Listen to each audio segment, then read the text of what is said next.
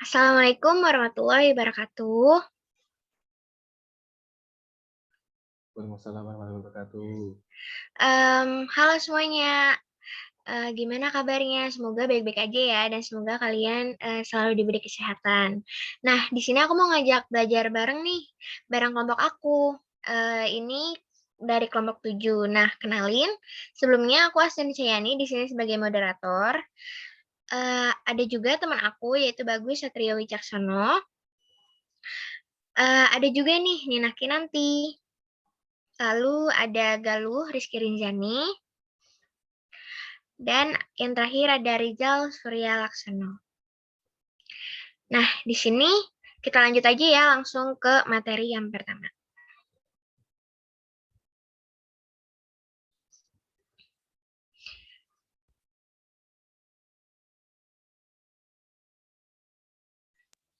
Materi pertama yaitu mengenai latar belakang dari landasan ini.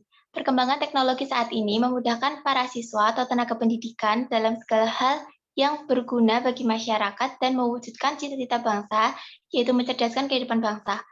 Bimbingan dan konseling melalui pendidikan juga berperan di dalamnya. Bimbingan konseling memiliki peran penting dalam melancarkan cita-cita bangsa karena bimbingan konseling tidak dapat terlepas oleh pendidikan.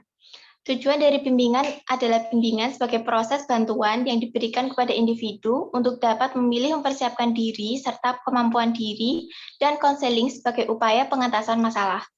Kehadiran bimbingan dan konseling adalah upaya menjawab permasalahan-permasalahan yang terlibat langsung oleh siswa seperti penyesuaian lingkungan, pengembangan minat siswa, pengembangan kepribadian siswa, dan lainnya juga.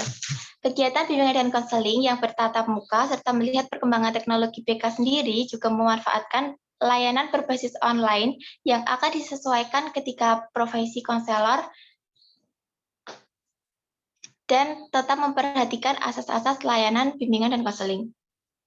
Landasan ilmiah dan teknologi yang merupakan dasar dari penyelenggaraan proses bimbingan yang dituntut untuk menyediakan layanan ilmiah dan kontinu.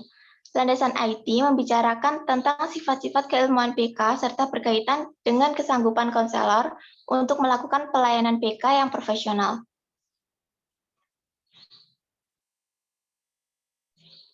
Kemudian ini tentang keilmuan bimbingan dan konseling. Ilmu sering juga disebut sebagai ilmu pengetahuan, di mana merupakan sejumlah pengetahuan yang disusun secara logis dan sistematis. Pengetahuan juga memiliki arti sebagai sesuatu yang diketahui melalui panca indera, kemudian pengolahannya melalui daya pikir. Lalu di sini ada objek kajian bimbingan dan konseling, yaitu upaya bantuan yang diberikan kepada individu yang mengacu pada keempat fungsi pelayanan. Yang pertama ada pemahaman, lalu yang kedua ada pencegahan, yang ketiga pengentasan, dan yang keempat pemeliharaan atau pengembangan. Semua hal yang berkenaan dengan upaya bantuan itu termasuk di dalamnya ada karakteristik individu yang memperoleh layanan, jenis layanan dan kegiatan, kondisi pelayanan, dan lain-lain, itu akan diungkapkan, dipelajari seluk-beluk dan sangkut pautnya, ditelaah latar belakangnya, dan kemungkinan masa depan, dan pada akhirnya disusun secara logis. Cara mengungkapkan pengetahuan. Cara mengungkapkan pengetahuan tentang bimbingan dan konseling menggunakan cara pengamatan, wawancara, dan analisis dokumen. Sejak awal, gerakan bimbingan dan konseling menekankan pentingnya logika, pemikiran, pertimbangan, dan pengolahan lingkungan secara ilmiah. Selanjutnya akan dibacakan oleh teman saya, Bagus. Landasan ilmiah BK, yaitu landasan ilmiah dan teknologi merupakan dasar dari penyelenggaraan proses BK yang dituntut untuk menyediakan pelayanan ilmiah dan kontinu. Next. Landasan ilmiah dan teknologi membicarakan tentang sifat-sifat keilmuan BK, bimbingan dan konseling. Bimbingan dan konseling sebagai ilmu yang multireferensial menerima sumbangan dari ilmu-ilmu lain dan teknologi. Penelitian dalam bimbingan dan konseling memberikan masukan penting bagi pengembangan keilmuan bimbingan konseling.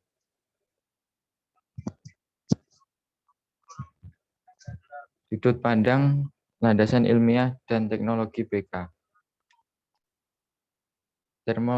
Terminologis,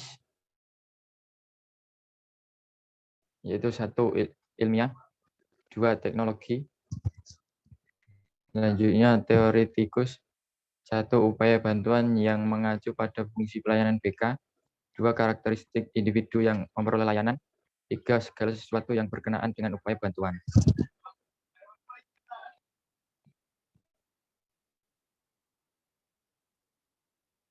Baik, berbicara tentang peran ilmu lain dan teknologi.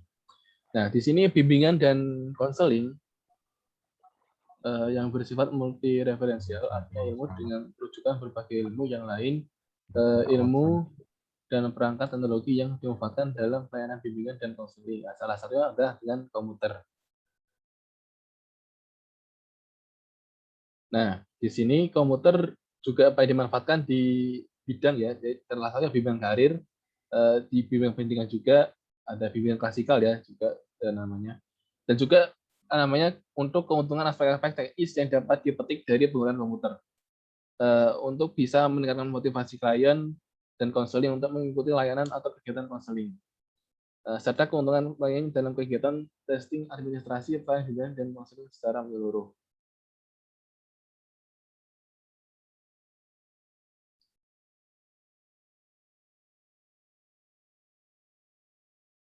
Oke, selanjutnya teman saya yang akan lanjutkan.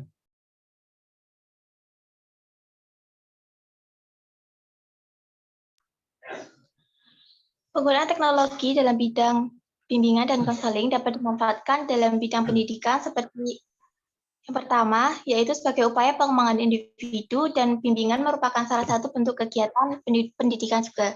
Yang kedua, pendidikan sebagai proses inti bimbingan dan konseling. Dan yang ketiga, pendidikan lebih lanjut sebagai inti tujuan layanan bimbingan dan konseling.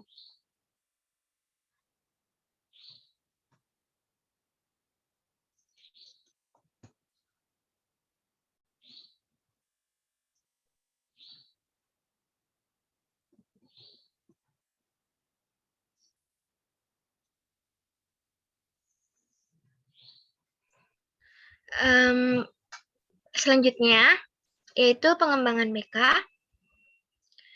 dalam penelitian. Yang pertama itu ada pengembangan teknologi yang kompleks mengharuskan konselor atau guru BK siap beradaptasi dengan penguasaan teknologi untuk melaksanakan layanan bimbingan dan konseling. Dan yang kedua, itu ada lembaga ataupun sekolah harus selalu menyiapkan guru BK yang adaptif dengan perubahan iptek sehingga teori yang dipelajari relevan dengan tugas BK. Sekian presentasi dari kelompok kami.